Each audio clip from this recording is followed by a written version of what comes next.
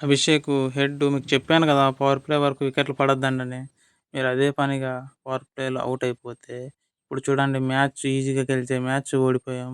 మీరు నిలబడి పవర్ ప్లేలో అన్నో ఇన్నో రన్నులు కొట్టింటే ఈజీగా గెలిచే మ్యాచ్ మింగబెట్టారు. అదేందన్నా అలా అంటావు? పవర్ ప్లేలో మంచి స్కోర్ అందిస్తే మీకు ఈజీ అవుతుందని ట్రై చేసి ఔట్ అయ్యానన్నా. అవును కమింగ్స్. అభిషేక్ చెప్పింది నిజమే. పవర్ ప్లేలో మేము సగం స్కోర్ చేస్తే మీకు ఈజీ అవుతుందని ట్రై చేసాం. బై లక్ లేకపోవడం వికెట్ పడినాం. అవునన్నా, మన పక్కన బై లక్ లేకపోవడం వల్లే వికెట్ పడిపోయినాం. లేకుంటే పవర్ ప్లేలోనే ముగిసిపోయే స్కోరు. ఇలా అవుట్ అయిపోయాం. దండంలా దూతాం మీ ముగ్గురికి.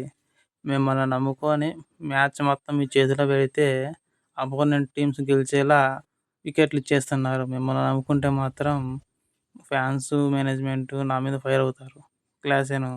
ఓపెనర్లు నమ్ముకుంటే పని అవ్వటం లేదు. మిడిల్ ఆర్డర్లో అయినా నువ్వే మ్యాచ్ దగ్గరుండి గెలిపించాలి.